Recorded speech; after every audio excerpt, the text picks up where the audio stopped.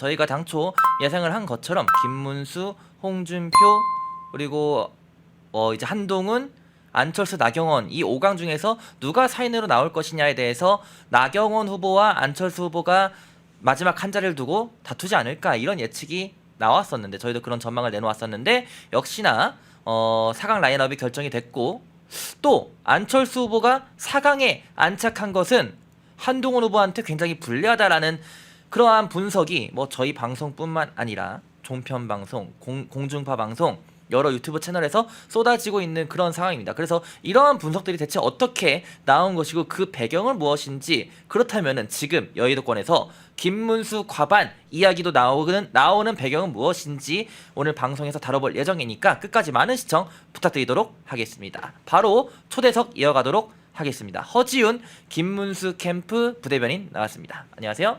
예, 안녕하세요. 예. 자, 저희 스튜디오는 처음 나오신 거죠? 방송에. 네, 맞습니다. 펜앤드마이크 항상 시청만 했었는데요. 출연도 처음이고 방송 자체도 처음입니다. 불러주셔서 감사합니다. 저희 시청자 여러분한테 자기소개 먼저 부탁드리고 그 정면 카메라는 아마 저기 좌측에 있는 5번 카메라 보시면 될 것 같습니다. 네, 강조하신 내용은 저 카메라 보시면서 하시면 됩니다. 아, 네, 감사합니다. 네, 시청자 여러분 안녕하십니까? 저는 김문수 캠프 미디어 부대변인에 임명된 허지훈이라고 합니다. 처음 인사를 드리니 제 소개를 간단하게 드리겠습니다. 저는 직전까지 국가보훈부에서 청년보좌역이라는 직책으로 근무를 했습니다. 청년보좌역이라고 함은 정부 정책에 청년의 관점을 반영하고 그리고 정책을 자문하는 역할을 합니다. 많은 부처가 있지만 그 중에서도 국가보훈부를 선택한 이유는 안보와 우리 보훈 그런 것들이 바로 서야 그 위에 자유민주주의의 가치가 바로 설 수 있다라는 생각에 국가보훈부를 선택하고 지원 또 임용되어 근무를 했고요. 모두가 아시다시피 어느 때보다 엄중하고 어려운 시기라고 생각합니다. 이러한 상황에 침묵할 수가 없어서 사표를 쓰고 나와 김문수 캠프에 합류했습니다. 청년의 관점에서 그리고 국정의 동반자로 일했던 경험을 통해서 어떤 방향이 옳은지 여러분과 함께 머리를 맞대고 목소리를 내겠습니다.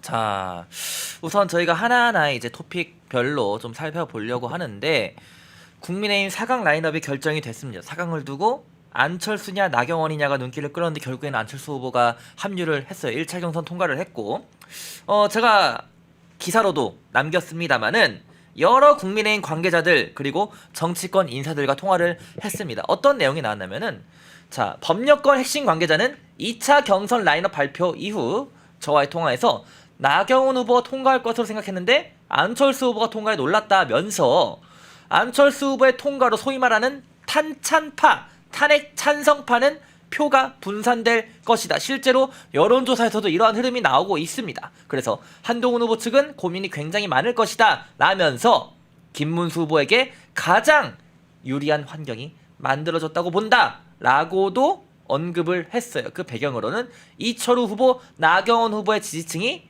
김문수 후보로 이동할 것이다. 즉 김문수가 웃고 한동훈이 우는 이러한 결과가 나왔다고 뭐 여러 정치권, 법여권 관계자들이 저와 통화해서 그렇게 밝혔는데 해당 분석은 좀 어떻게 보십니까? 예, 공감하는 부분이 많습니다. 먼저 저도 예상치 못한 결과였고요. 개인적으로는 나경원 후보께서 4강에 오르시지 않을까 예상을 했습니다. 그런데 이렇게 결과가 나오면서는 한동훈 후보에게 굉장히 불리한 환경이 만들어졌다라고 생각하는데 근거는 다음과 같습니다. 먼저 안철수 후보가 올라오게 됐죠. 그렇게 되면서 안철수 후보, 한동훈 후보는 굉장히 지지층에 겹치는 면이 많습니다. 일단 두 후보는 탄핵에 대해서 찬성하는 입장을 보였고 그리고 보수 지지층보다는 중도에 호소한다는 점에서 공통점이 있을 것입니다. 이런 점에서 안철수 후보가 한동훈 후보의 지지층을 가지고 가는 것이 아니냐 그렇게 되면은 표가 분산되니 남은 결선에는 올라가는 게 힘들지 않겠는가라는 분석이 있고요. 그리고 방금 전에 오면서 확인한 내용인데 다음 있는 토론에서 한동훈 후보가 홍준표 후보를 상대로 지목했다고 합니다. 사실 여기서 확인할 수 있는 거는 한동훈 후보가 본인이 결선에 갈 수 있는 자신이 있고 결선까지를 생각을 한다면은 애초에 1등 후보인 김문수 후보를 지목하지 않았겠습니까? 그런데 홍준표 후보를 지목했다는 사실은 본인이 현재 3등이란 걸 인지하고 있고 결선에 가기 위해서는 홍준표 후보를 깎아내리는 것이 더 편리하다라고 계산한 것 같습니다. 예. 그리고 이어서 제가 속해 있는 김문수 후보 관련해서도 말씀을 드리겠습니다. 안철수 후보가 들어왔다는 것은 바꾸어 말하면 나경원 후보가 4강에 들지 못했다라는 해석이 가능할 텐데요. 나경원 후보와 저희 김문수 후보는 겹치는 점이 굉장히 또 많습니다. 사실 지난 몇 개월 동안 당원들과 가장 많이 소통하고 또 거리에서 맞서 싸우신 분들의 목소리를 들었던 분들이 아닌가라는 공통점이 있을 것이고요. 그리고 다른 중도라거나 아니면 저희와 반대되는 쪽보다는 일단 지지층의 목소리에 조금 더 목소리를 듣고 그리고 청년들과 소통했다라는 그런 공통점도 있겠습니다. 그러한 측면에서 사실 나경원 후보를 지지하셨던 분들은 굉장히 혼란스러우실 겁니다. 4강에 들 거라고 믿었는데 들어오지 못했고 그러면은 이제 4명의 후보 중에서 이 보수의 가치를 또 자유민주주의를 지킬 수 있는 후보는 누구인가라는 고민을 하실 텐데 거기에 대해서는 뭐 지난 몇 개월 또는 뭐 보수의 역사를 보시더라도 김문수 후보가 가장 적합하다는 거에 대해서는 공감하실 거라 그렇게 생각하고 있습니다. 그렇기 때문에 나경원 후보 또 비슷한 느낌으로는 이철우 후보께서도 굉장히 선명하고 또 보수를 지키기 위해 많은 목소리 내주셨다라고 생각을 하는데요. 그런 분들께서 김문수 후보의 행보 지켜보고 또 많은 성원 보내주실 거라 기대합니다.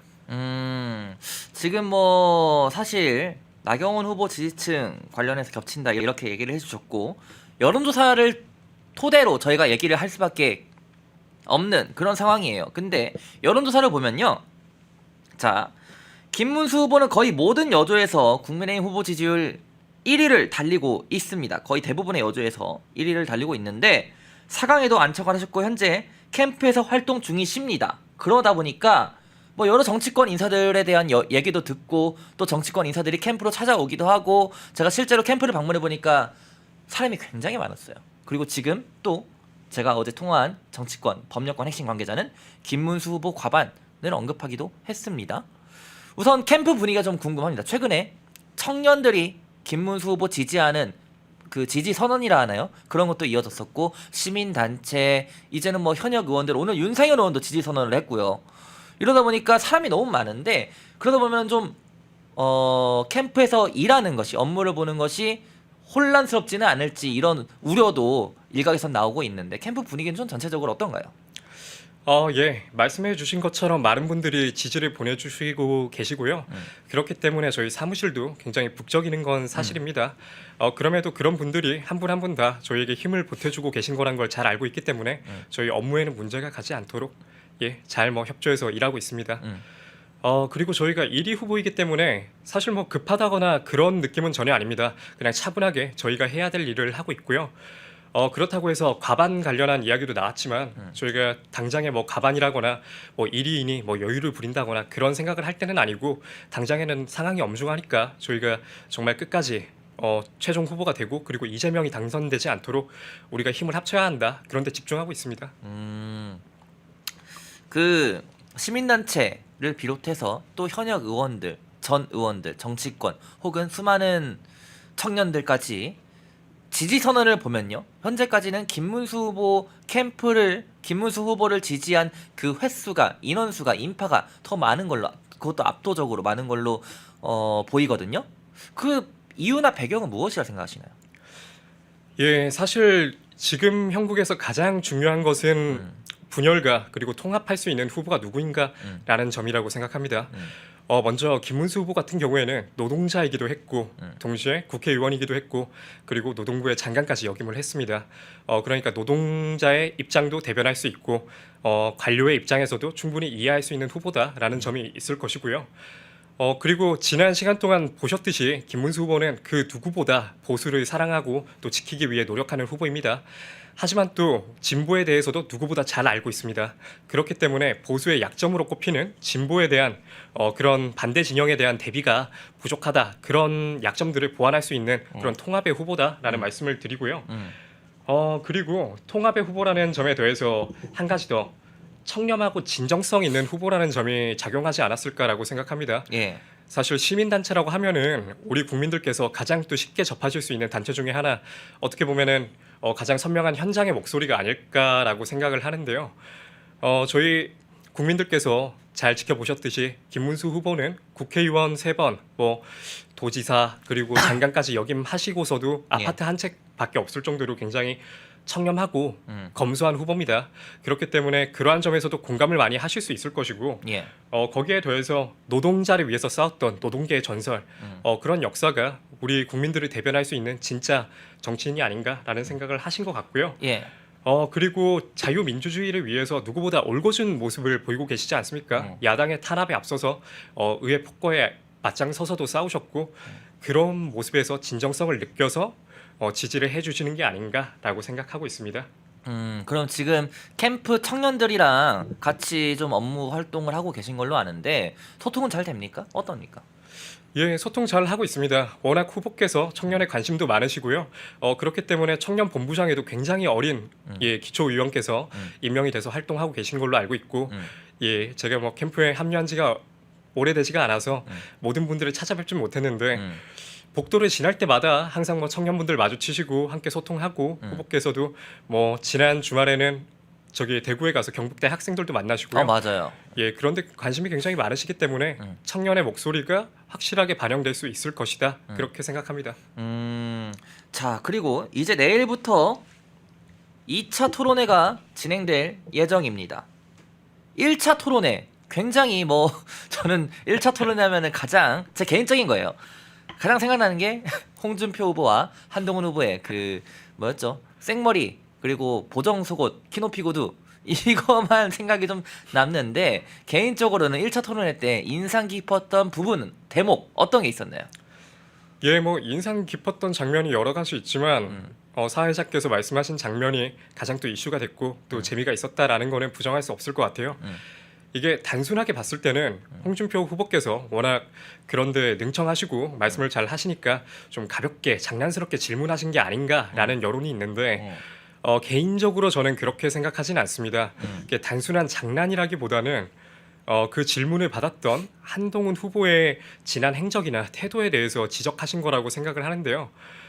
그런 것이 있습니다. 우리 정치인들이 정책이나 아니면 메시지 그리고 실제적인 그런 진정성에 대해서 활동을 해야 되는 것이지 보여지는 것에 너무 치중하면 안 된다. 그리고 한동훈 후보 같은 경우에는 지난 정치 경력 동안 어떻게 보면은 태도 변화가 가장 많았던 정치인 중에 한 명이 아니겠습니까? 어떻게 보면 그런 태도를 많이 바꾸는 부분 그리고 진정성이 없이 보일 수 있는 그런 부분을 좀 꼬집으신 게 아닌가라고 개인적으로는 판단하고 있습니다. 그러니까 이미지 정치 제가 실제로 홍준표 후보한테 물어봤어요. 기자회견에서 물어봤는데 이미지 정치 비판을 하신 걸로 아는데 이런 말을 하더라고요. 이미지 정치로 성공한 사람은 대한민국 사회에 한 명밖에 없다. 오세훈이밖에 없다. 오세훈 시장밖에 없다. 이런 얘기를 하시면서 그러면서 오세훈 시장은 지금은 속이 꽉 찼다. 이미지 정치로 시작한 건 맞지만은 엄청난 노력과 공부를 통해서 속이 꽉 찼는데 정치에 얼마 들어오지도 않은 인문 이제 막한 그 정치 신인한테 대선배로서 조언을 한 것이다. 근데 그 조언을 알아듣지도 못하는 캠프가 B급 캠프다. 뭐 이런 말도 했거든요. 이 홍준표 후보 발언 어떻게 보십니까?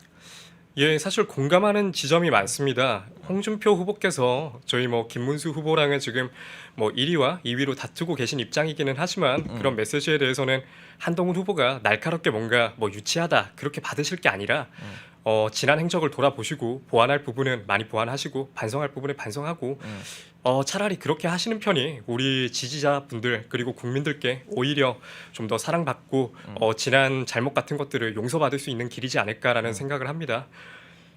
그리고 그 이미지 정치 말씀하셨는데 저는 사실 한동훈 후보의 이미지 정치에서는 앞서 말씀하신 뭐 오세훈 시장이라거나 그런 분보다는 되려 다른 분이 떠올랐습니다. 그 문재인 전 대통령이 떠올랐었는데요. 사실 뭐 어떻게 보면은 이미지 정치, 뭐 팬덤 정치의 뭐 대표적인 대명사라고 저는 생각을 하는데 예. 되려 그런 문재인 대통령의 모습이 한동훈 대표에게 겹쳐 보일 때마다 지금 가시고자 하는 방향이 차라리 그런 부분보다는 조금 더 정책적인 부분이나 아니면 당원들이 진짜 비로소 원하는 바를 함께 할 수 있도록 그런 부분에 조금 더 집중하셔야 되는 것이 아닌가라는 생각을 하고 있습니다. 그러니까 사실 뭐 홍준표 시장 홍준표 후보는 오세훈 시장이 이미지 정치로 성공한 유일한 사람, 대한민국 정치 유일한 사람이라 생각했는데 문재인 전 대통령도 사실 이미지 정치라는 비판을 많이 받았잖아요. 뭐 그 밑에 누구죠? 이름을 까먹었는데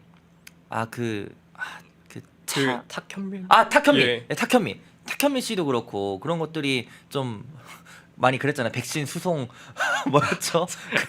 그 퍼포먼스라고 해야 맞습니다. 되나? 예, 그것도 좀 어이가 없었는데 아무튼 그런 부분들을 지적을 해주신 것 같고요. 자 그리고 여론조사를 좀 볼게요. 확대 좀 해주세요. 여론조사를 보면요, 국민의힘 후보들이 vs 이재명, 그러니까 대 이재명 관련해서 지지율이 많이 좁혀졌어요. 그럼에도 여기 보시면 아시겠지만, 자 한덕수 권한대행이 후보로 나올 경우 40.5%, 김문수 후보가 나갈 경우 38.8%, 약 40%에 가깝죠.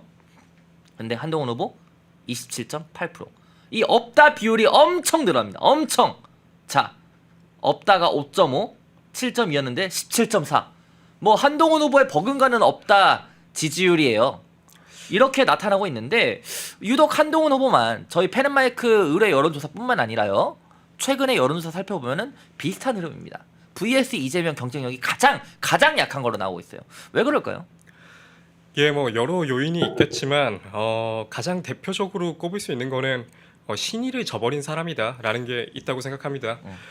이게 어쩔 수 없이 더불어민주당과 국민의힘, 어떻게 보면은 거대한 양당의 구도 하에서 선거가 진행이 될 텐데요. 한동훈 후보 같은 경우에는 말씀하시는 국민이 누군지 저는 잘 모르겠습니다. 하지만 그 중도라고 하면 어떻게 보면은 저희가 실체를 알 수 없는 부분에 호소를 많이 하시면서 되려 저희와 함께 뜻을 할 수 있는 사람들에 대해서는 공감할 수 없는, 그렇기 때문에 이재명을 찍을 수 없지만 그렇다고 해서 지금의 국민의힘이 바른 보수의 길로 가는 것은 아니다. 그것도 바른 방향이 아니기 때문에 표를 줄 수 없다라고 생각하시는 분들이 많이 계신 것 같아요. 예.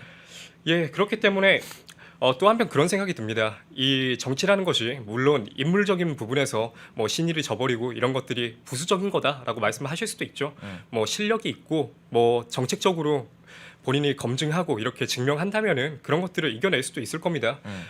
하지만 이런 부분이 있습니다. 국민들께서도 똑같이 누가 신의를 본인들한테 지킬 건지에 대해서 지켜보고 계십니다.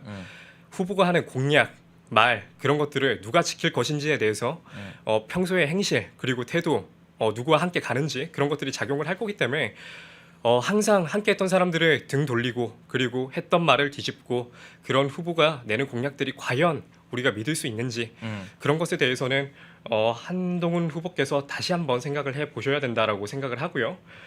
그리고 거기에 대해서 한 가지 측면이 더 있습니다. 한동훈 후보 사실은 1년 전, 뭐 그리고 그 전까지만 하더라도 우리 보수에서 굉장히 기대를 많이 받는 분이시지 않았습니까?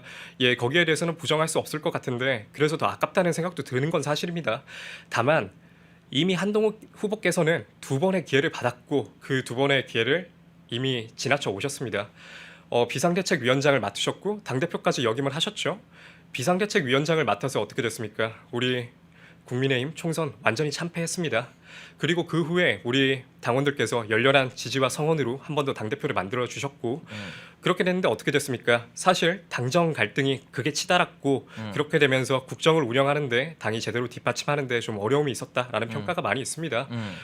그런 부분을 봤을 때는 한동훈 후보께서 3번째 기회를 말씀하시는 것은 조금 잘못된 것 같다. 차라리 다른 역할을 찾으시고 진정 보수를 원하신다면, 위하신다면 다른 방면에서 힘을 보태시는 게 맞지. 우리 당원들 그리고 당원 외에 국민들께서도 한동훈 후보께 3번째 기회까지는 주시지 않을 거다라는 말씀을 드립니다.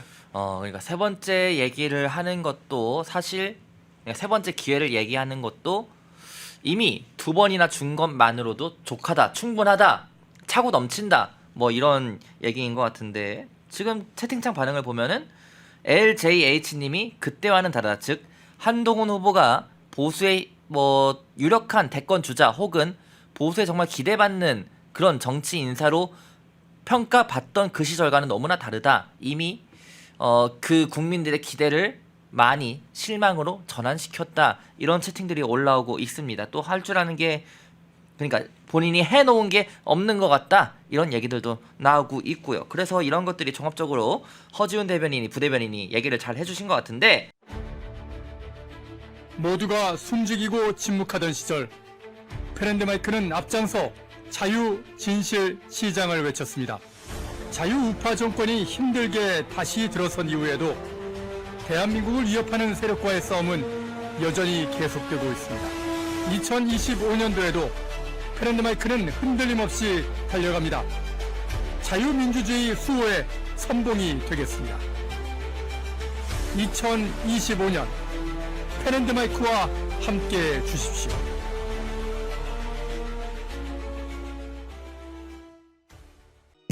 펜앤마이크에서 추천하는 영상도 보고 가세요. 다른 영상도 즐기시려면 구독 버튼을 꼭 눌러주세요.